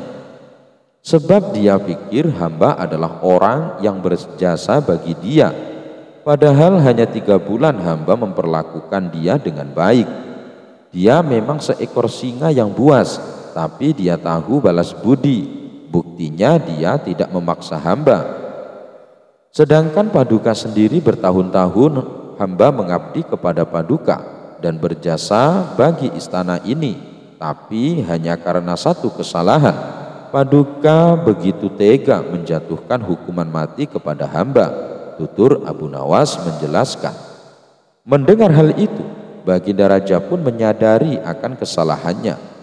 "Maafkan aku Abu Nawas, aku telah membuat khilaf. Baiklah, sekarang kamu boleh pulang dan ini ada hadiah uang untukmu dan keluargamu. Terimalah sebagai rasa terima kasihku karena telah menyadarkanku," ujar Baginda Raja. Berkat kecerdikannya, Abu Nawas kembali lolos dari hukuman mati. Abu Nawas menjual rajanya. Suatu hari Abu Nawas sangat kebingungan. Bahkan ia hampir putus asa. Sudah 2 hari dapur tidak mengepul asap karena tidak ada lagi barang yang bisa ia jual. Satu-satunya jalan yang bisa dia ambil adalah menjual manusia untuk dijadikan budak. Sebenarnya jika Abu Nawas mau, dia bisa saja menjual teman-temannya. Namun ia tidak tega karena teman-temannya bukan orang kaya, melainkan orang miskin seperti dirinya. Jalan satu-satunya yang bisa dilakukan Abu Nawas adalah menjual manusia. Akhirnya Abu Nawas memutuskan sesuatu yang tidak biasa. Ia akan tetap menjual manusia untuk dijadikan oleh si pembelinya, bukan menjual temannya melainkan rajanya, Harun ar-Rasyid. Menurut Abu Nawas, hanya Baginda Raja yang pantas untuk dijual. Bukankah selama ini Baginda Raja selalu mempermainkan dirinya dan menyengsarakan pikirannya? Maka sudah sepantasnya bagi Abu Nawas untuk menyusahkan Baginda Raja. Abu Nawas mencari cara agar bisa menjual Baginda Raja Harun ar-Rasyid. Ia pun mendapat ide dan menjumpai sang raja.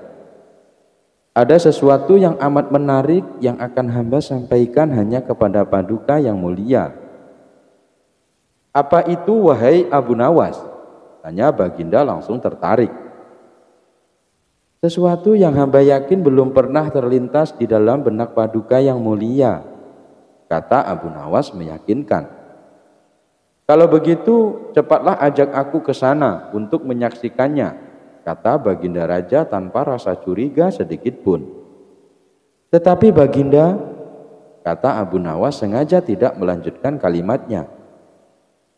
Tetapi apa? Tanya Baginda tidak sabar.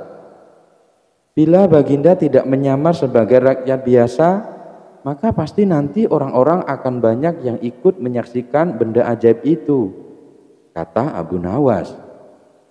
Karena memiliki keinginan besar dan rasa penasaran yang begitu besar, Baginda Raja bersedia menyamar menjadi rakyat biasa. Melihat penyamaran sang raja berhasil, Abu Nawas dan Baginda Raja berangkat menuju ke sebuah hutan. Setibanya di sana, Abu Nawas mengajak Baginda Raja mendekati sebuah pohon besar dan rindang. Ia pun meminta sang raja untuk menunggu. Sementara itu, ia pergi menjumpai seorang badui yang pekerjaannya menjual budak. Abu Nawas mengajak pedagang budak itu untuk melihat calon budak yang akan dijual kepadanya dari jarak yang agak jauh. Abu Nawas enggan menjumpai sang raja dan merasa tidak tega. Sementara itu, Abu Nawas beralasan calon budak yang akan dijualnya adalah teman dekatnya sendiri. Setelah pedagang budak itu memperhatikan dari kejauhan, ia merasa cocok.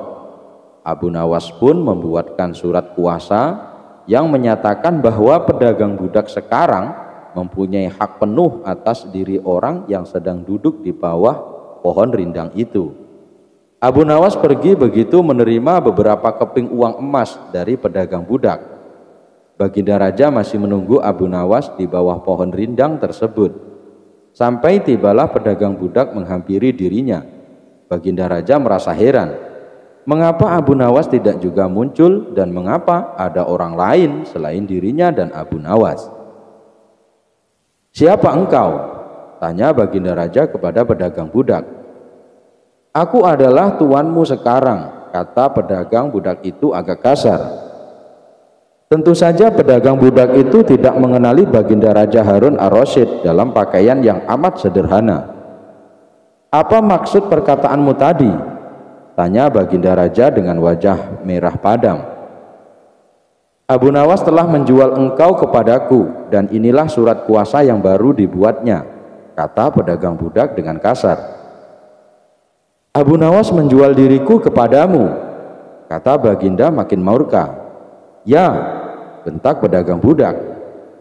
Tahukah engkau siapa aku ini sebenarnya?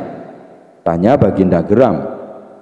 Tidak, dan itu tidak perlu, kata pedagang budak seenaknya.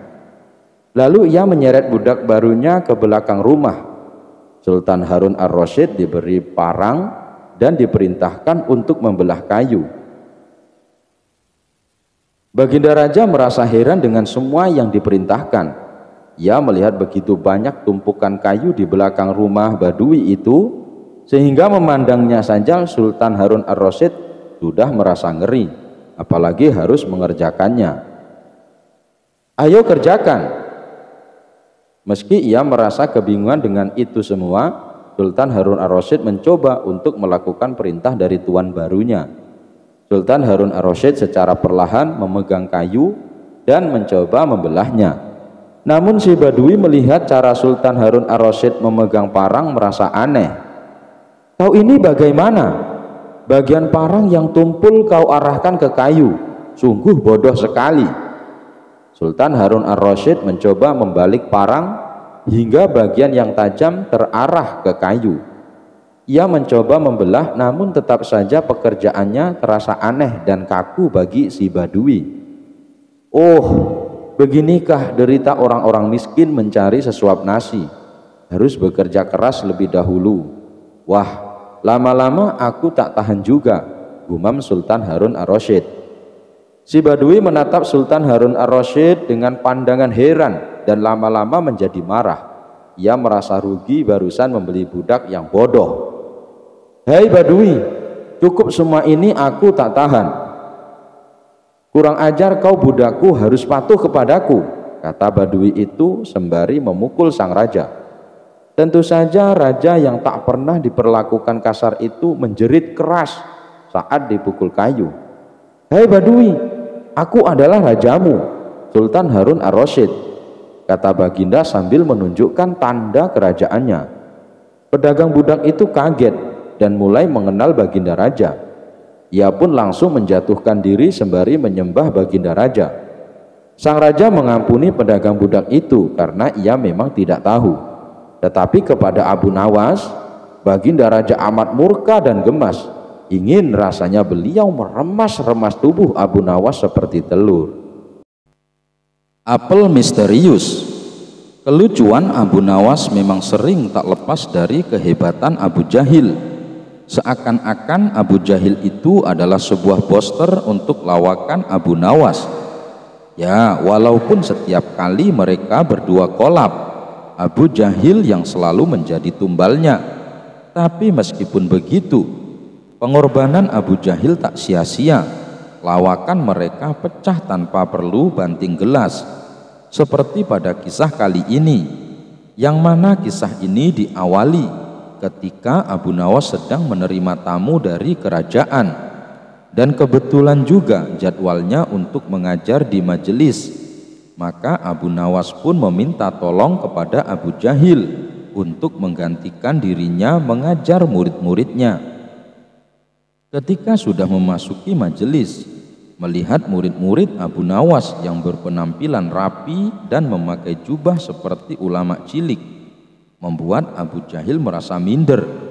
Pasalnya ia tak menguasai ilmu agama. Hukum tajwid pun sampai sekarang Abu Jahil belum lulus. Merasa untuk menjaga wibawanya, Abu Jahil tak mengajarkan tentang ilmu agama. Ia memutuskan untuk mengajar cara menggambar, karena merasa ia mempunyai keahlian dalam menggambar. Kemudian Abu Jahil langsung mulai menggambar buah apel di papan tulis. Anak-anak, ini gambar apa? Tanya Abu Jahil. Serentak anak-anak pun menjawab, pantat. Sontak Abu Nawas menjadi emosi. Hei, kalian masih kecil, tapi tidak punya sopan santun. Berani-beraninya berkata jorok di hadapan orang tua, kata Abu Jahil memarahi. Abu Nawas yang kebetulan menerima tamu hanya bersebelahan dengan majelisnya. Ia pun mendengar kegaduhan itu. Langsung Abu Nawas mendatangi mereka. Ada apa ini? Tanya Abu Nawas kepada Abu Jahil. Noh, murid-muridmu gak sopan sama orang tua. Ditanya baik-baik malah ngomong jorok, jawab Abu Jahil. Abu Nawas pun merasa tak enak dengan Abu Jahil, dan ia segera menasehati murid-muridnya. Kalian kan sudah diajari adab cara menghormati orang tua. kenapa kalian tidak menerapkannya? Tanya Abu Nawas. Suasana majelis sesaat menjadi hening. Lalu Abu Nawas menengok ke arah papan tulis. Seketika itu Abu Nawas menjadi ikut-ikutan emosi. Benar-benar kalian ini keterlaluan. Sudah nggak hormat sama orang yang lebih tua. Kalian bahkan berani menggambar pantat di papan tulis. Siapa yang menggambar ini? Ayo jawab, bentak Abu Nawas. Dia, Tuan Guru, jawab murid-muridnya sambil menunjuk arah Abu Jahil. Abu Jahil pun langsung merah menahan malu dan langsung ngeloyor pergi dari majelis. Salah satu muridnya yang bernama Ali bertanya, "Itu pantat kok ada ekornya, Tuan Guru?" Semua seisi majelis pun tertawa terpingkal-pingkal dibuatnya, termasuk Abu Nawas sendiri, karena tak habis pikir yang menggambar adalah Abu Jahil. Beberapa hari kemudian, karena Abu Nawas masih penasaran, ketika ia bertemu dengan Abu Jahil, Abu Nawas pun menanyakan perihal gambar yang kemarin. Dan ketika Abu Jahil menjelaskan bahwa itu adalah gambar apel, Abu Nawas pun tak kuasa menahan tawanya. "Apel mana yang bentuknya kayak pantat itu, Abu Jahil?" kata Abu Nawas sambil terus bertawa. Abu Nawas mencuri pintu istana. Al-Kisah, saat musim kemarau melanda masyarakat Baghdad, banyak yang kekurangan air dan selalu kepanasan oleh teriknya sinar matahari. Namun permasalahan ini tak mendapat perhatian dari pihak kerajaan. Baginda Raja malah membuat ruangan baru di dalam istana untuk dirinya sendiri agar lebih nyaman dan sejuk. Bahkan pintu untuk ruangan baru tersebut terbuat dari kayu yang mewah dan mahal. Walhasil Baginda Raja pun merasa senang. Meskipun musim panas dan kemarau melanda, tapi bagi Baginda Raja hanya dengan membuka pintu tersebut, ia bisa merasakan kesejukan dan kenyamanan. Melihat itu, Abu Nawas merasa geram dan merencanakan sesuatu. Akhirnya terbesitlah ide konyol untuk mengerjai Baginda Raja dan menyadarkannya. Singkat cerita, berkat siasat dan akal cerdiknya, ia berhasil mencuri pintu tersebut, lalu diletakkan di tengah-tengah pemukiman penduduk. Di hadapan orang-orang, Abu Nawas berteriak, "Kalau kalian tidak ingin kepanasan, bukalah pintu ini, niscaya kalian akan merasakan kesejukan." Para warga yang melihat tingkah Abu Nawas ini menganggapnya gila dan sudah tidak waras. Sementara di dalam istana dihebohkan oleh pintu yang hilang. Baginda Raja pun dibuat murka karena kejadian ini. Apalagi ketika mengetahui bahwa Abu Nawaslah yang telah mencuri pintu tersebut. Ia pun mendatangi Abu Nawas dengan didampingi beberapa pengawal. "Hei Abu Nawas, dasar pencuri biadab, berani-beraninya kau mencuri pintu istana," bentak Baginda Raja emosi. Abu Nawas hanya terdiam sambil menundukkan kepalanya. "Apa maksudmu melakukan ini? Dan kenapa pintu itu malah kau letakkan di tengah-tengah pemukiman penduduk?" tanya Baginda Raja.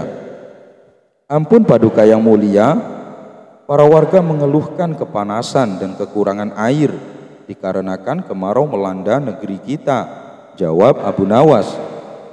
"Tapi apa hubungannya dengan kau mencuri pintu?" tanya Baginda Raja kembali. "Ampun Paduka yang mulia, saya hanya ingin orang-orang juga merasakan hal yang sama. Dengan membuka pintu tersebut, mereka bisa merasakan sejuk dan nyaman seperti yang Paduka rasakan. Oleh karenanya saya mencuri pintu itu dan diletakkan di tengah-tengah pemukiman warga," jawab Abu Nawas. "Lalu apakah berhasil? Mereka tetap kemanasan bukan?" "Kau jangan konyol Abu Nawas," balas Baginda Raja. "Benar Paduka yang mulia, mereka masih tetap kepanasan.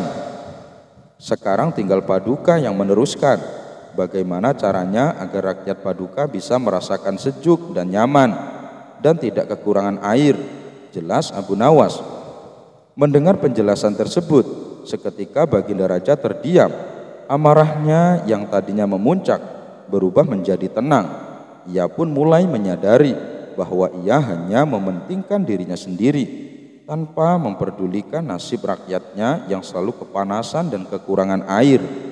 Berkat perjuangan Abu Nawas, akhirnya Baginda Raja membuat sumur-sumur di berbagai tempat pemukiman. Baginda Raja juga mendirikan tenda-tenda di setiap tempat untuk warganya berteduh.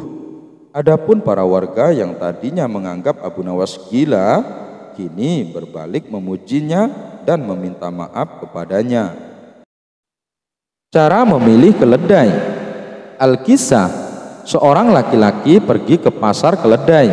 Ia hendak memilih-milih calon keledai yang akan dibelinya.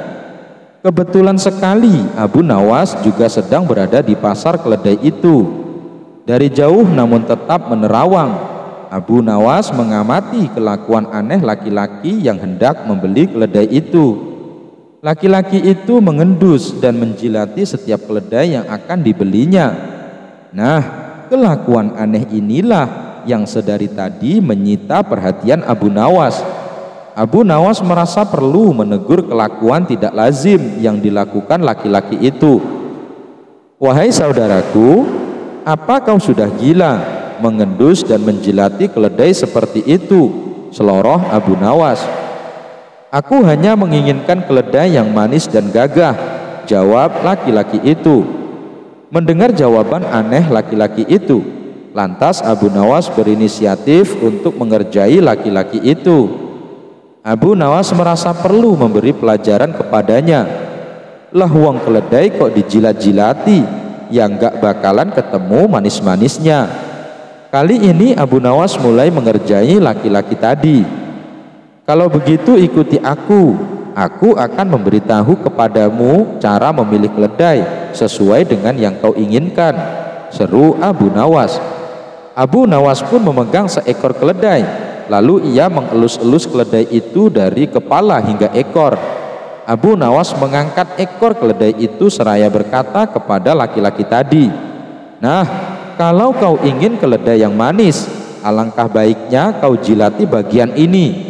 Kau bisa dengan cepat merasakan apakah keledai itu pahit atau manis," seloroh Abu Nawas sambil tetap mengangkat ekor keledai itu.